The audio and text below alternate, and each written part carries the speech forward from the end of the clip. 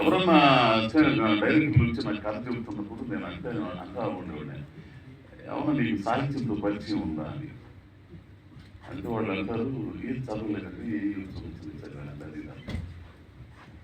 మరి స్నాన పుస్తకాలు చదవంటారు. స్నానం పుస్తకాలు చదివితే పని ఉంటుంది, మంచి జ్ఞానం అవుతుంది, మీరు చూసే దృక్కోణం మారింది, సమాజాన్ని కానీ మనుషులు కానీ ఈ ఆలోచన ద్వారా మారింది.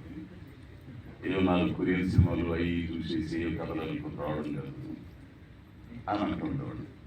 అది ఎందుకని అనేవాడిని అంటే, నాకు మధ్య కమలాకర్ రెడ్డి అని చెప్పి సుకుమార్ గారి దగ్గర పనిచేశాను అసోసియేట్.